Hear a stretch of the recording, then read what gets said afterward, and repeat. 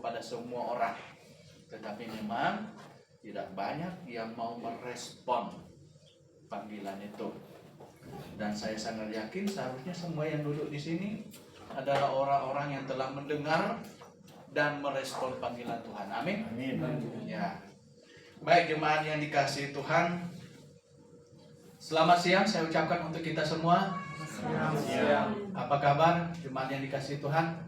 Baik. Ya, puji Tuhan baik. Saya nyanyi-nyanyi mungkin karena saking semangatnya batuknya hampir tak berhenti sampai sakit itu dada batuk. Baik jemaat yang dikasihi Tuhan, ya puji Tuhan kalau semua yang hadir yang hari ini semuanya dalam keadaan baik dan kita bersyukur kita boleh menikmati hari ini dan puji Tuhan hari ini cuaca juga cukup baik.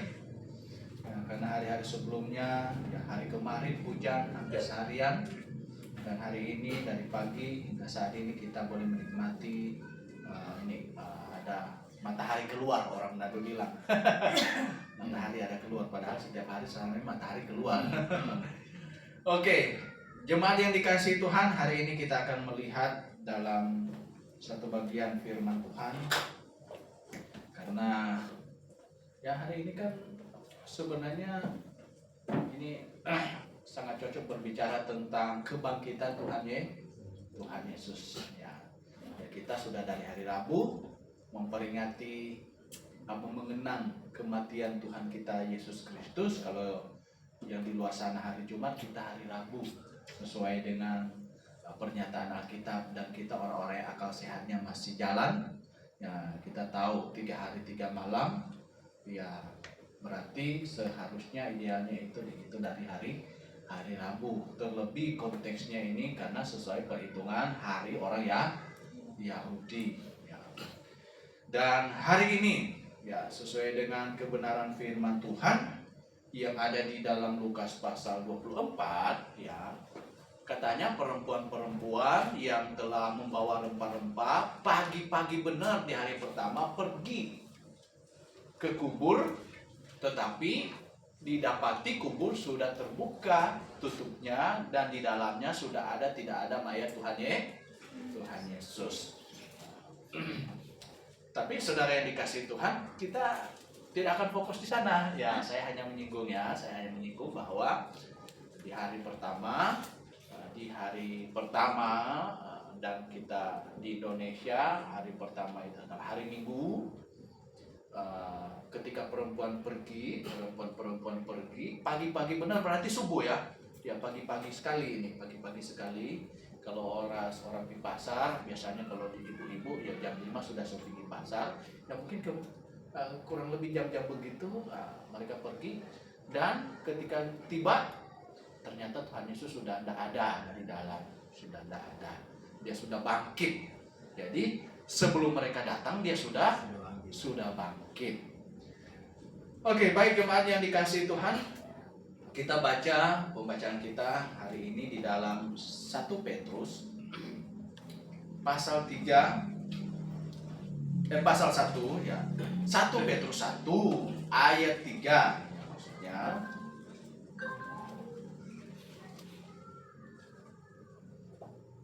Sampai dengan ayat 9.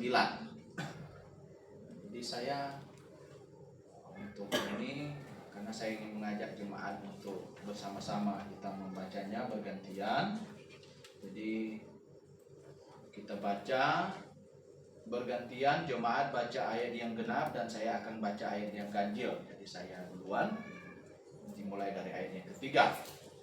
1 Petrus pasal 1 ayat 3 hingga ayat 9. Di sana Lembaga Alkitab Indonesia kasih judul Pengharapan Iman dan Kasih. Terpujilah Allah dan Bapa Tuhan kita Yesus Kristus yang karena rahmat-Nya yang besar telah membuat kita lahir kembali melalui kebangkitan Yesus Kristus dari antara orang mati kepada hidup yang penuh pengharapan. Untuk menerima sebagian yang tidak dapat binasa, yang tidak dapat cemar, dan yang tidak dapat layu, yang tersimpan di sorga bagi kamu. yang dipelihara dalam kekuatan Allah melalui imanmu untuk keselamatan yang telah siap dinyatakan pada zaman akhir. Bergembiralah akan hal itu, sekalipun sekarang ini kamu seketika harus berduka cita berbagai pencobaan. Yang dimaksudkan untuk membuktikan kemurnian imanmu yang jauh lebih tinggi nilainya daripada emas yang fana, yang diuji kemurniannya dengan api, sehingga kamu memperoleh pujian, kemuliaan, dan kehormatan pada saat Yesus Kristus menyatakan diri. Sekalipun kamu belum pernah melihat Dia, namun kamu mengasihinya, kamu percaya kepada Dia, sekalipun kamu sekarang tidak melihatnya. Kamu bergembira karena sukacita yang mulia dan yang tidak terkatakan. Karena kamu telah mencapai tujuan imanmu, yaitu keselamatan jiwamu. Ya, agak beda-beda ya. Kalau jemaat ikut ketika saya baca giliran saya, kayaknya ada frase beda-beda ya. Oke, baik jemaat yang dikasihi Tuhan, kita akan berdoa untuk perenungan kita, dan dengan kasih saya mohon kesediaan Bapak Audi Rudengan untuk berdoa. Mari kita berdoa. Ya Bapa di sorga, terima kasih Tuhan. Kami bersyukur di hari ini kami telah membaca firman-Mu yang telah tertulis dalam Alkitab. Dan di saat ini juga kami rindu untuk mendengarkan pemaparan akan kebenaran firman-Mu, perenungan firman-Mu yang akan dibawakan oleh Bapak Evangelis Hamlet Salayang. Kami mohon Tuhan kiranya memberikan kami hikmat. Kiranya Roh Kudus yang ada dalam diri kami menuntun kami, baik kami sebagai pendengar maupun Bapak Hamlet sebagai pembicara, sehingga apa yang diuraikan pada kami pada hari ini kami semua bisa memahaminya, dan terlebih lagi kami rindu untuk melakukannya di dalam kehidupan kami. Terima kasih Bapa di sorga, kami siap mendengarkan uraian kebenaran firman-Mu di dalam nama Tuhan Yesus Kristus. Amin. Amin. Baik jemaat yang dikasihi Tuhan, ya di ayat 3 sana langsung disinggung ya tentang kebangkitan Tuhan Yesus, ya kan? Terpujilah Allah dan Bapa Tuhan kita Yesus Kristus. Nah, kalau bilang tentang saksi Yehova di ayat ini juga lengkap disebutkan, ya kan? Terpujilah Allah dan Bapa Tuhan kita Yesus Kristus. Wah, Allah Bapa Tuhan kita Yesus Kristus, lengkap. Yang karena rahmat-Nya yang besar telah membuat kita lahir kembali melalui kebangkitan Yesus Kristus dari antara orang mati kepada hidup yang penuh pengharapan. Jadi saudara yang dikasihi Tuhan, mereka yang di luar sana mengkritik, kok Allah kalian mati? Yang kemarin Pak Arge cerita, ya, ada kawan itu ngobrol dengan kesannya kayak saling ngejek gitu ya mungkin ya, kok Tuhan kalian mati gitu kan. Ya kita bilang, kita berkata seperti itu. Allah yang kami sembah, ketika Dia datang menjadi manusia, Dia datang untuk mati. Itu fakta firman Tuhan.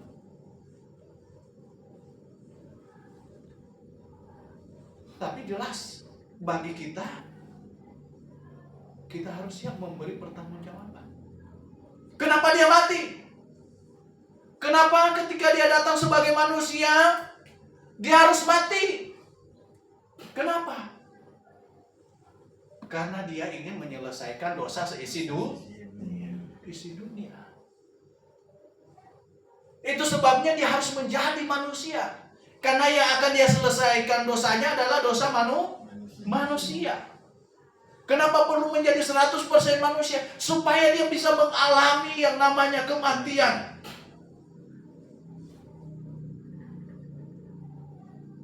Kalau Dia tidak 100% manusia, bisa mati tak? Baru gawat. Tidak bisa. Dan dosa kita tidak bisa diselesaikan. Mengapa tidak bisa? Karena satu-satunya cara penyelesaian dosa adalah dengan penghukuman mati. Harus mati. Dan Tuhan yang adalah Allah sendiri Dia adalah Allah yang menciptakan alam semesta ini, menciptakan manusia, menciptakan saya dan saudara. Dia harus menjadi sama seperti saya dan saudara yang bisa mengalami kematian supaya saya dan saudara dosanya bisa terselesaikan. Dan bukan hanya untuk saya dan saudara, untuk dosa semua yang ada di bawah kolong langit ini. Dan saudara yang dikasihi Tuhan, bahkan kita sangat bangga, sangat bersyukur bahwa Dia rela mati untuk saya dan saudara. Karena kalau tidak demikian, yang akan mati, yang akan binasa adalah kita. Saudara yang dikasihi Tuhan. Tetapi yang luar biasa lagi adalah apa? Kita sudah sangat bersyukur, sangat berbahagia, sangat bangga bahkan Allah yang adalah Sang Juru Selamat, Dia adalah Allah yang bertakhta, Dia adalah Alfa dan Omega, rela mati. Kita sudah sangat bangga, tetapi kita juga bersyukur, kita sangat bangga, kita sangat bersukacita karena Dia bukan hanya mati, tetapi Dia juga bangkit. Oh saudara, kalau Dia tidak bangkit malah petaka lah, malah petaka. Waduh, nanti bukan cuma ejekan yang ada. Wah, kita dihujat-hujat dengan sedemikian. Waduh, Allah kalian betul-betul mati dan tak bangkit-bangkit. Gawat itu. Allah yang tidak bangkit, gimana kalian bisa sanjung-sanjung? Gimana bisa jadi juru selamat? Saudara yang dikasihi Tuhan, coba kita baca di dalam 1 Korintus 1 Korintus pasal yang ke-15.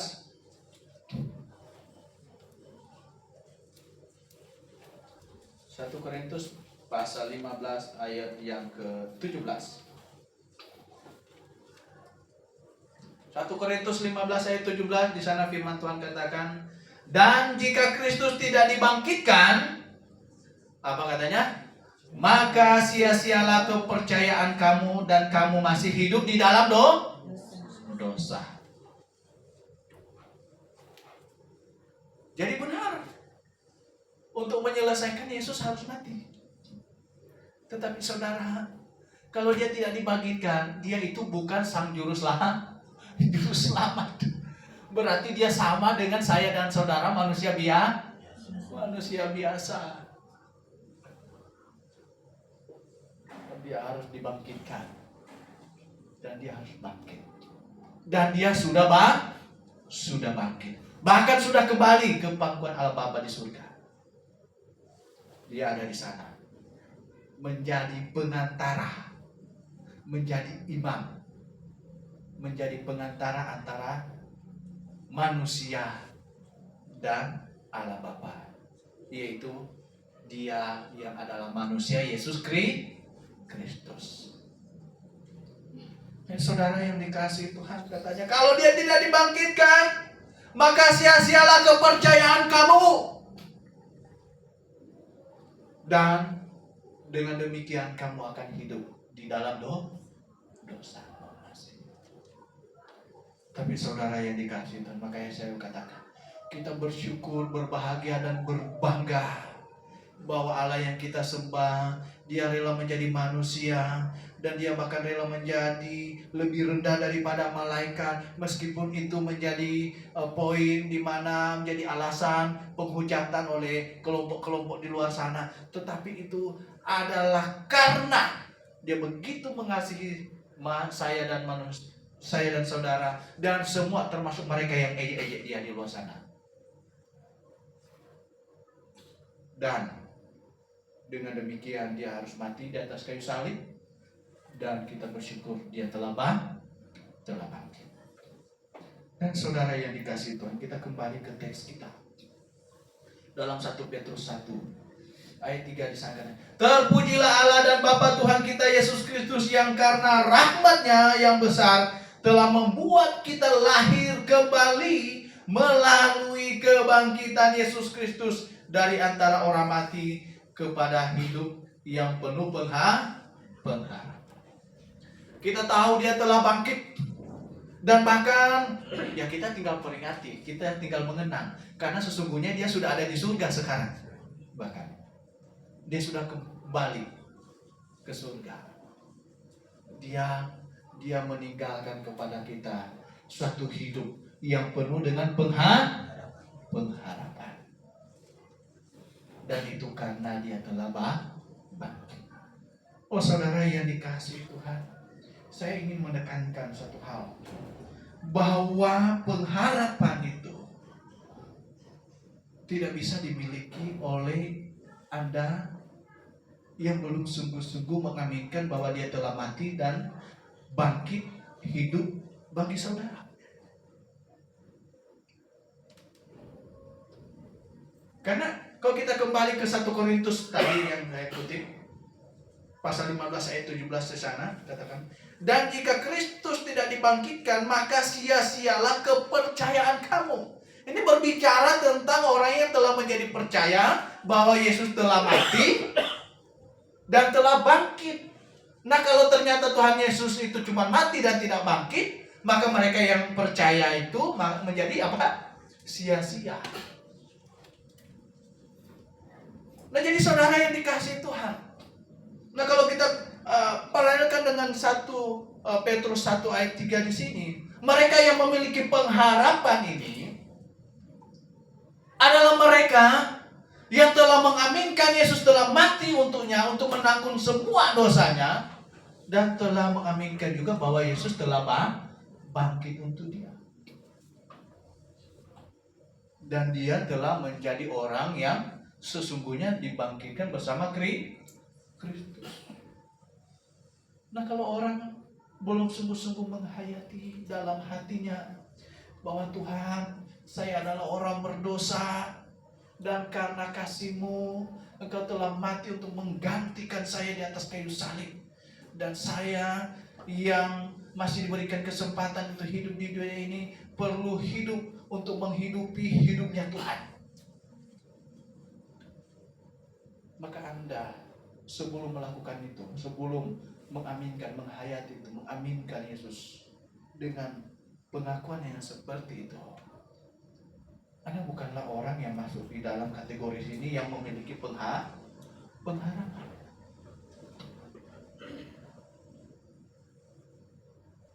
Perlu yakinkan, perlu pastikan dulu, perlu yakinkan dirimu, yakinkan hatimu bahwa Anda adalah orang yang sudah memiliki pengharapan karena telah menerima Yesus sebagai Tuhan dan Juru Selamat. Sehingga saya ingin sampaikan, kepercayaanmu sesuai dengan fakta firman Tuhan tidak akan menjadi sia-sia, karena dia telah bangkit. Dia telah bangkit. Dia telah menang atas maut. Dan itu juga membawa kita sebagai orang-orang pemenang. Nah, saudara yang dikasihi Tuhan, wow, pengharapan untuk menerima warisan yang tidak dapat binasa. Waduh. Nah, ini pengharapan kita. Kita kan Tuhan Yesus sebagai yang sulung, dan kita para ahli waris. Betul? Nah, kita ahli waris. Kita adalah ahli waris. Setidaknya yang paling utama kita mewarisi hidup kekal. Yang tidak dapat binasa katanya. Yang memang tidak dapat binasa. Tubuh ini akan binasa. Daging ini akan binasa punya. Tetapi tubuh kemuliaan adalah tubuh yang kekal yang tidak bisa binasa. Dan itu pengharapan kita. Kita akan menggunakan itu. Dan yang tidak dapat cemar dan tidak dapat layu, yang tersimpan di surga bagi kamu. Tidak dapat cemar dan tidak dapat layu. Orang koleksi baju mahal-mahal, kena noda, semuanya sudah. Yang 15 juta tiba-tiba dijual kemarin sudah dapat sampai 1 juta. Kalau sudah noda pisang yang nempel, mau ngapain lagi? Iya kan? Orang beli mobil mewah-mewah, iya kan? Lamborghini, Aventador. Waduh, jalan kena banjir. Saya lihat videonya mobil Lamborghini ya lewat banjir, bumpers belakangnya copot. Tahu nggak harga bumpers belakang Lamborghini berapa? Waduh, maaf yang dikasih Tuhan. Dan semahal-mahalnya materi, ketika dijual harganya pasti tidak akan semahal seperti beli baru. Kenapa? Karena ada penurunan kualitas. Oh, dia bilang, oh itu barang antik pak. Barang antik Vespa 0102. Ada yang jual sampai miliaran. Padahal mungkin waktu beli cuma berapa ribu ya kan dulu. Ya 0102 itu tahun berapa Vespa? Waduh. Tahun belasan ya, 18-an ya. Tahun 1800-an mungkin. Saudara yang dikasih Tuhan. Tetapi saudara, seberapa mahal pun itu akan usang, akan lenyap, akan karatan, dimakan ngengat. Saya lucu nonton video, ada satu bapak nyimpan duitnya di celengan bertahun-tahun. Pas dia buka, semua duitnya sudah bolong-bolong. Bolong-bolong semuanya. Semua duitnya sudah dihajar sama rayap.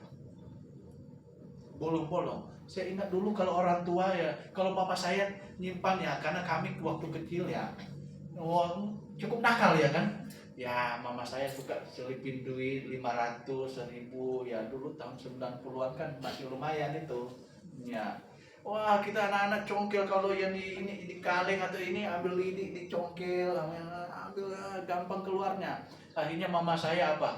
Karena rumah kan tiangnya itu bambu, ya kan? Itu bambu tiang sama ininya bambu. Ya udah mama saya itu bolongin bambu di situ, di tiang rumah dibolongin, masukin uang segala macam gitu. Nah, kalau kita congkel kan ketahuan. Bukan cuman ini bambunya, sampai rumahnya bisa berdampak gitu. Ya. Tapi cuman resikonya apa? Nggak boleh lama-lama simpan di situ, habis sama rayap duitnya. Sedangkan disimpan di besi, di plastik bisa habis sama rayap. Nah, saudara yang dikasih Tuhan, tetapi di sini firman Tuhan katakan, untuk menerima warisan yang tidak dapat binasa, yang tidak dapat cemar, dan tidak dapat layu, yang tersimpan di surga bagi kamu. Ini upah di sana, upah di surga, tidak dapat layu dan tidak akan tercemar, saudara. Dan ini upah yang bersifat kekal, sifatnya kekal. Saudara yang dikasih Tuhan, yang dipelihara dalam kekuatan Allah melalui imanmu untuk keselamatan yang telah siap dinyatakan pada zaman akhir. Nah, ternyata salah satu yang paling penting adalah keselamatan jiwa. Dan ini terpelihara karena imanmu, katanya. Karena iman. Kita dapatkan itu karena iman. Dan bagaimana cara peliharanya itu karena iman juga. Semua yang berbicara tentang hal surgawi, semuanya itu kita dapatkan karena iman. Dasarnya iman.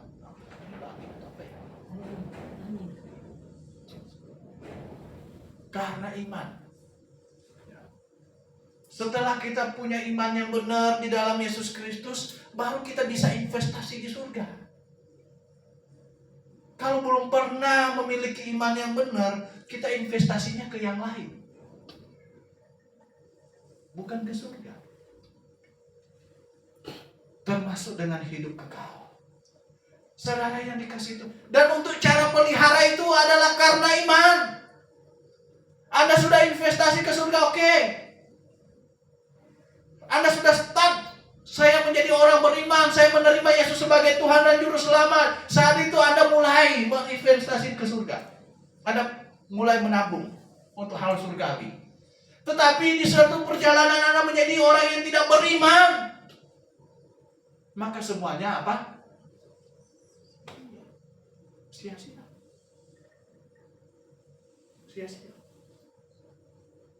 Ini saudara yang dikasih Tuhan, yang dipelihara dalam kekuatan Allah melalui imanmu. Kata firman Tuhan, untuk keselamatan yang telah siap dinyatakan pada zaman akhir.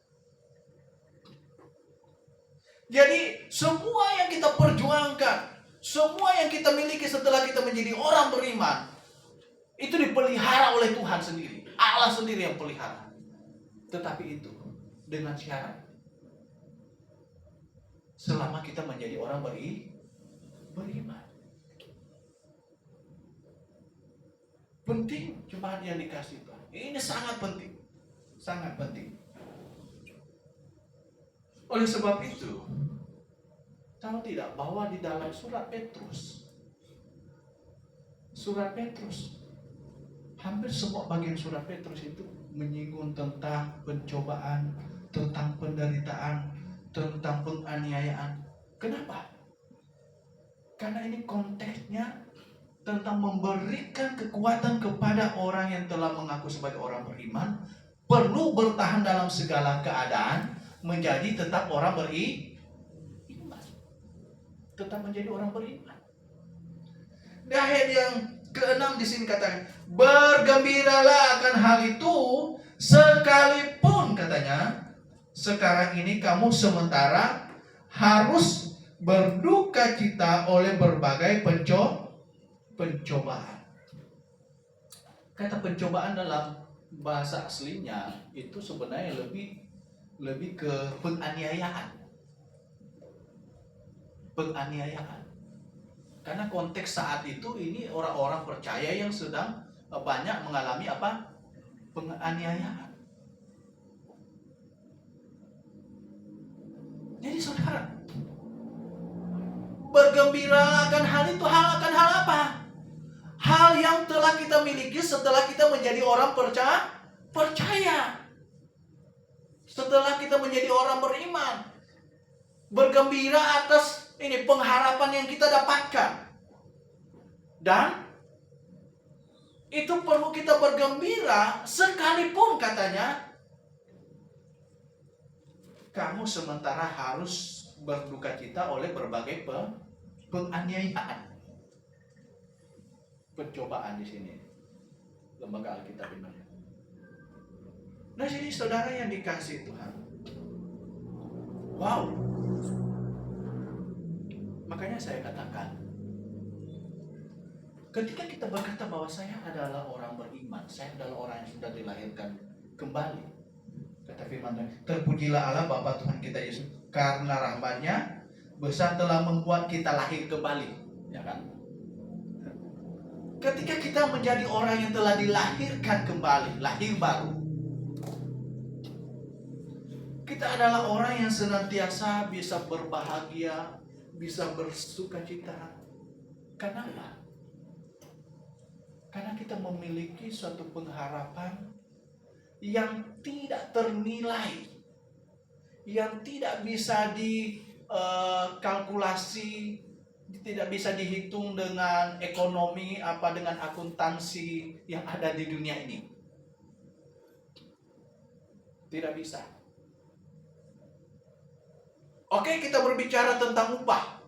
Misalnya upah, Tuhan bilang di surga kita disediakan rumah, ya kan? Setiap kemuliaan orang yang masuk surga beda-beda, ya. Upahnya beda-beda. Ada yang keluar seperti masuk surga seperti orang yang keluar dari api, yang tidak bawa apa-apa tapi masuk surga. Ya. Ada yang masuk, ada yang terbuat upahnya terbuat dari besi. Oke, besi masih bertahan, tetapi dia tidak semulia emas misalnya, ya kan? Ya, besi masih tembaga lebih mahal kalau besi-besi tua kan, ya kan? Ya, besi paling murah, baru aluminium sedikit lebih mahal, baru tembaga lebih mahal lagi. Nah, kalau sudah emas, jauh, tidak mungkin besi tua beli emas gitu kan, digerobak-gerobak. Ini lebih mahal. Nah, saudara yang dikasihi Tuhan,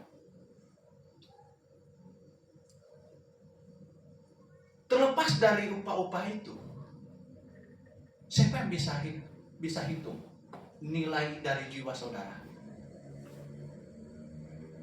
Ada yang bilang, "Oh, saya suka nonton yang itu video-video ini." Ada yang memang terkadang sangat negatif, tidak cocok untuk anak-anak yang nonton. Itu ada mewawancara misalnya seorang wanita malam gitu kan. Kamu dipakai sekali ini berapa? Ada yang bilang 300.000, ada yang viralkan sampai 80 juta, 60 juta. Ada yang bilang itu masih murah. Ya, yang 800.000 bilang yang 1 juta, mahal sama kamu ya. Yang bilang 800, ya kamu murahan. Ya, tapi yang 80 juta bilang, kalian murahan semua, gitu kan? Misalnya. Ada yang bayar lebih mahal, kamu murah sekali. Gitu. Tetapi bagi kita, berapa nilai jiwa kita? Apalagi kalau sesuai firman Tuhan bilang, apa gunanya seorang memperoleh seisi dunia tetapi kehilangan nyawanya, jiwanya? Seisi dunia, waduh, orang terkaya di dunia ini berapa ratus triliun hartanya, masih belum memiliki seisi dunia.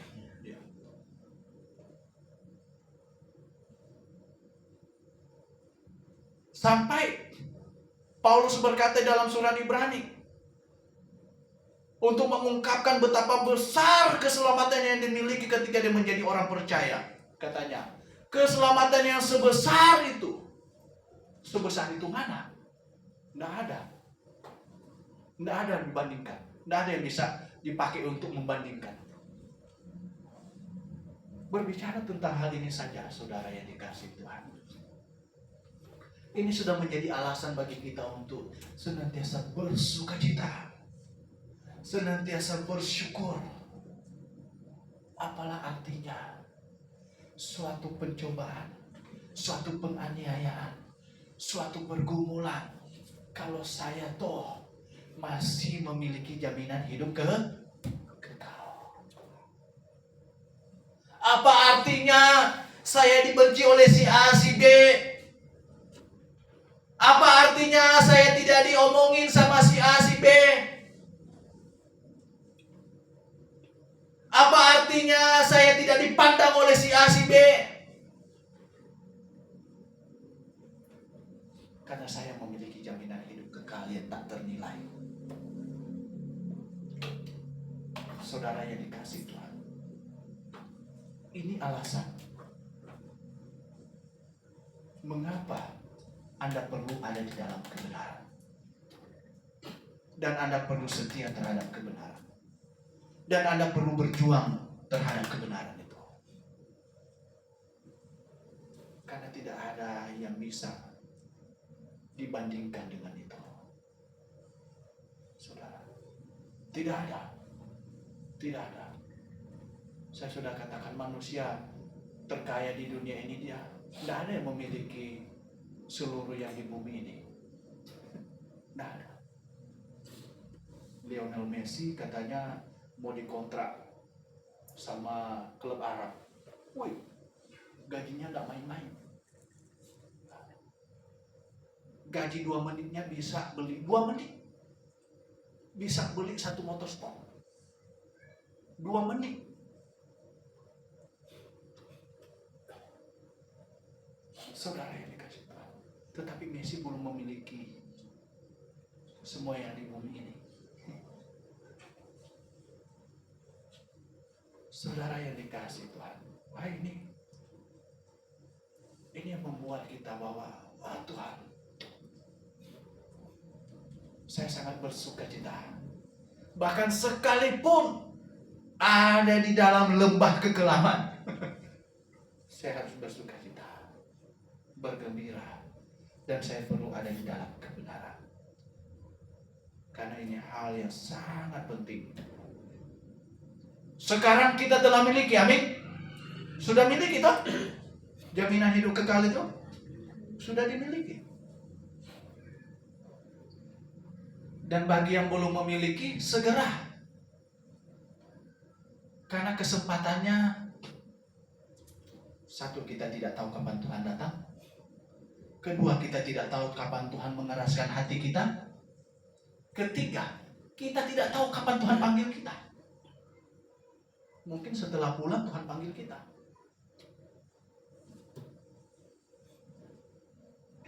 Maka sesegera mungkin Anda mendapatkan sesuatu yang tak ternilai itu.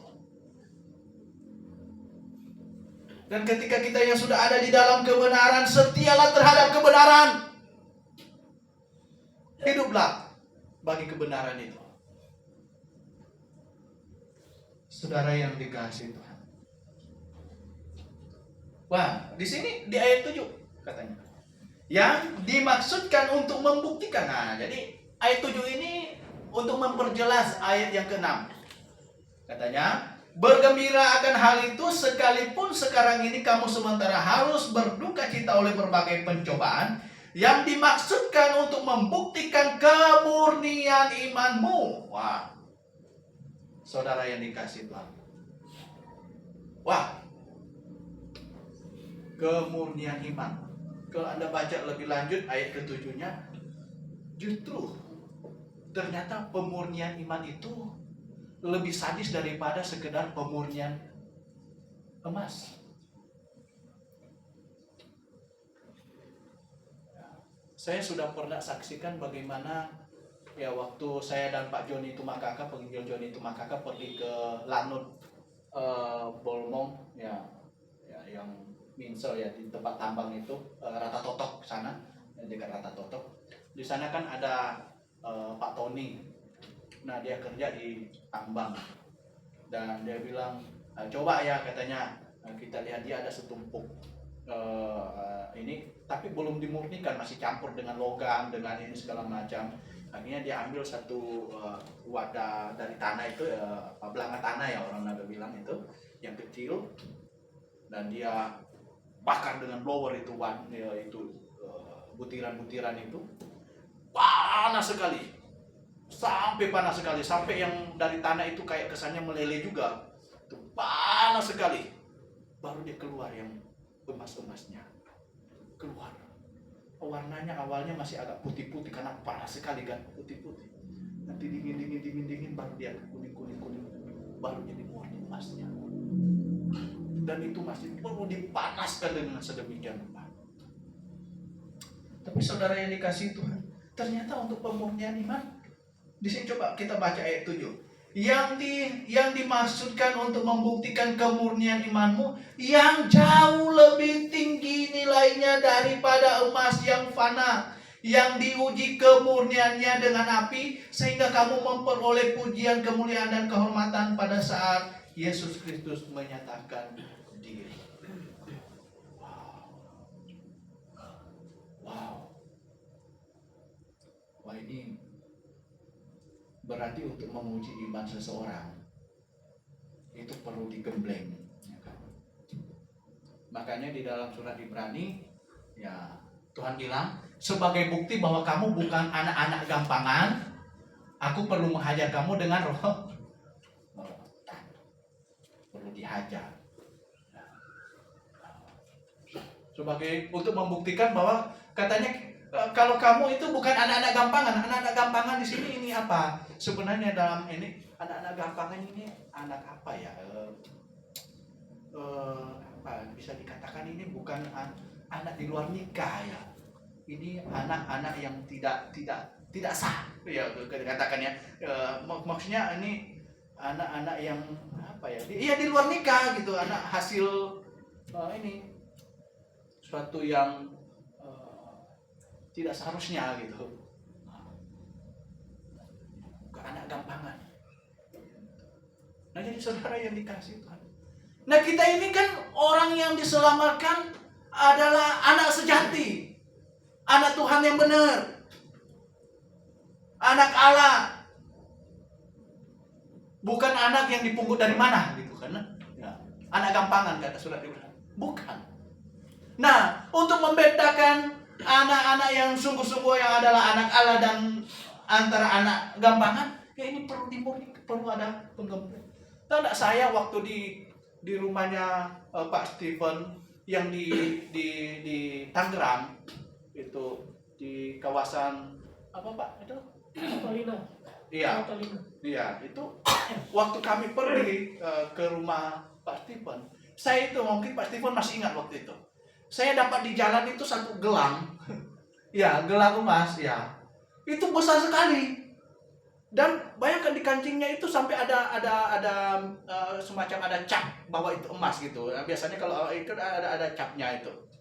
Itu besar sekali. Nggak tahu itu berapa. Kalau itu berat gitu. Karena sama di rantai kapal itu orang Naduna. Besar sekali. Wah, saya sampai di ini, tahu nggak, sampai di rumah di Pak Stephen, saya langsung menuju ke dapur dan nyalakan kompor dan saya taruh itu di kompor gas. Hasilnya itu menjadi putih semua. Ternyata itu barang tumpah gitu. Ya. Barang tumpah. Bukan emas asli ternyata. Saya semangatnya luar biasa.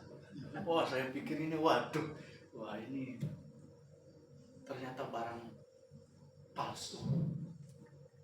Nah, saudara yang dikasih Tuhan, untuk membedakan yang asli dan yang palsu, ini memerlukan satu tempat. Apalagi untuk membentuk supaya kita ini semakin murni, ini betul-betul semakin ditempa. Di Amerika ada lomba untuk membuat pisau tertajam dan terkuat. Dan itu mereka ambil pilih bahannya itu macam-macam. Dan prosesnya itu ditempa dengan sudah dilipat-lipat, dipotong, dilipat-lipat, dipotong, baru ditempa lagi, lipat sampai berpuluh-puluh kali. Dibakar, dipanjangkan, dipotong-potong, barulah disusun lagi sampai menghasilkan satu pisau atau satu pedang yang sangat tajam dan sangat kuat. Kalau yang pedang katana Jepang, untuk membuat satu pedang katanya bisa memakan waktu 1 sampai 2 tahun. Satu pedang. Wow. Supaya bisa menghasilkan satu pedang yang berkualitas. Itu pun bisa panah. Bisa hancur. Tetapi ini saudara yang dikasih Tuhan, untuk memurnikan iman. Memurnikan iman, katanya. Diuji kemurniannya dengan apa? Sehingga kamu memperoleh pujian, kemurnian, kehormatan. Yang dimaksudkan untuk membuktikan kemurnian imanmu yang jauh lebih tinggi nilainya. Lebih tinggi nilainya daripada pedang katana, daripada pedang Amerika yang tajam dan kuat, daripada emas yang paling murni sekalipun. Lebih tinggi nilainya. Perlu ditempa, saudara, untuk membuktikan kualitas iman kita. Mengapa penting? Karena kalau kita dapatkan bahwa iman kita ini tahan ujian, tahan tempaan, maka ini menambah lagi satu penghiburan sukacita bahwa saya adalah orang yang sudah semakin pasti dan lebih pasti akan bersama-sama dengan Bapa di surga dan akan mendapatkan semua janji-janji Tuhan bagi orang percaya. Saudara yang dikasihi Tuhan, ya, seperti itu.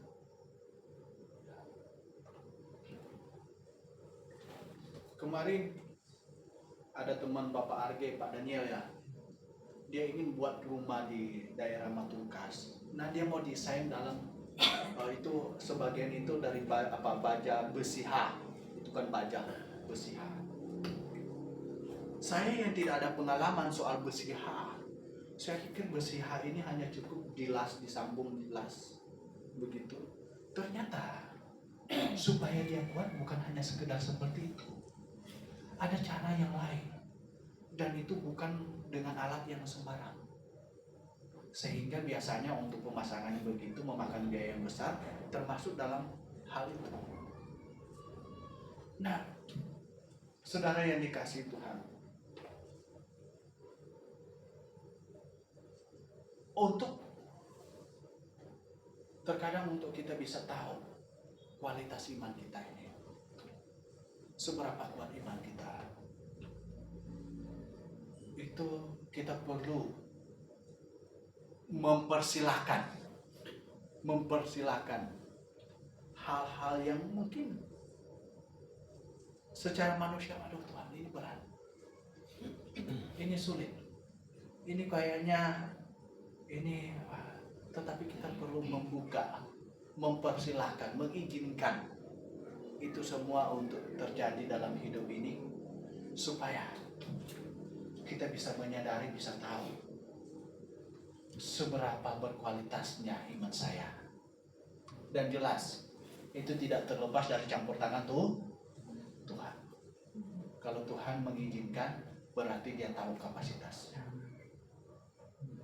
kapasitas kita. Nah, jadi saudara yang dikasih Tuhan, kita masuk di ayat selanjutnya, ayat 8. Sekalipun kamu belum pernah melihat dia, kamu mengasihinya, kamu percaya kepada dia, sekalipun kamu sekarang tidak melihatnya, kamu bergembira dengan rasa sukacita yang mulia dan tidak terkatakan.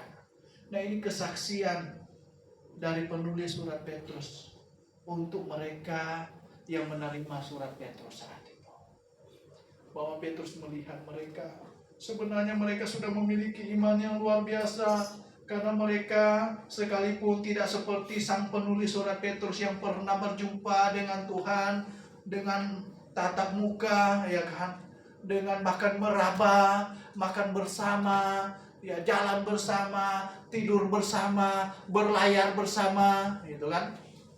Tetapi iman mereka tidak kalah dengan para penulis firman Tuhan yang telah berjumpa dengan Tuhan. Mereka sekalipun tidak pernah melihat, tidak pernah raba, mereka memiliki iman yang luar biasa. Dan saudara yang dikasihi Tuhan, Tuhan ingin kita juga demikian. Sekalipun kita tidak pernah lihat Tuhan, kita jangan menjadi seperti kelompok yang di luar sana. Wah, saya semangat, saya jadi kuat karena melihat Tuhan ada di dinding, ada di pohon pisang, ada di biapong bawang putih. Tidak. Kita mengasihi Tuhan karena kita mendapatkan informasi dari firman-Nya, dari Alkitab. Karena kamu telah mencapai tujuan imanmu, yaitu keselamatan jiwa. Ini tujuan iman. Tujuan iman. Jadi tujuan iman adalah keselamatan jiwa. Oleh sebab itu Tuhan ingin iman kita itu semurni-murninya. Semurni-murninya. Sekuat-kuatnya kepercayaan kita kepada Tuhan. Saudara yang dikasihi Tuhan, ya, minggu-minggu sebelumnya kita berbicara tentang kasih, ya, dari hari Rabu, hari Minggu 2 kali, hari Rabu juga 2 kali, ya, kita berbicara tentang kasih, dan ini satu bukti bahwa kita adalah orang yang sudah dilahir barukan. Kita memiliki kasih di dalam, ya, saudara Petrus, ya, kita memiliki kasih terhadap sesama dan kasih terhadap semua orang. Saya sudah singgung bahwa ini berasal dari 2 kata yang berbeda. Kasih untuk semua orang itu berasal dari kata agape. Wow. Kasih terhadap sesama ini perlu ditambahkan kasih terhadap semua orang. Kasih terhadap sesama ini konteksnya sesama orang yang sudah diselamatkan. Nah, ini kasih yang sebenarnya sangat tidak sulit. Kenapa? Kita dituntut untuk mengasihi orang yang sudah jelas-jelas harusnya mengasihi kita. Sesama orang sudah diselamatkan saling mengasihi, toh? Sudah pasti. Nah, kalau kita tidak bisa mengasihi orang yang sudah jelas-jelas mengasihi kita, bagaimana kita bisa mengaplikasikan kasihnya Kristus? Kasih agape adalah kasih di mana mengasihi orang sekalipun orang itu menganiaya kita. Tidak bisa. Mengasihi orang yang sudah jelas-jelas mengasihi kita tidak bisa, apalagi mengasihi orang yang menganiaya kita. Wah, itu Impossible. Tidak mungkin. Tidak mungkin. Dan ini satu bagian untuk membuktikan bahwa saya adalah orang beriman. Saya adalah orang beriman. Saudara yang dikasihi Tuhan, mari, kata firman Tuhan, kita bersyukur bahwa Dia telah dibangkitkan. Ini membuktikan bahwa iman kita tidak sia-sia. Amin. Kepastian yang kita miliki, jaminan yang kita miliki, pengharapan yang kita miliki, itu ya dan amin. Itu pasti.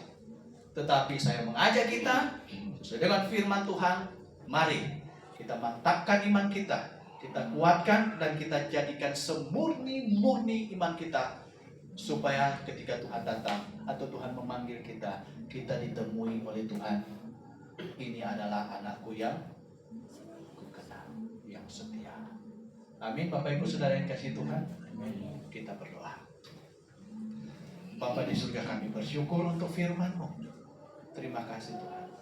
Tolong kami untuk bisa melakukannya. Di dalam nama Tuhan Yesus kami berdoa dan bersyukur. Amin. Baik, jemaat yang dikasih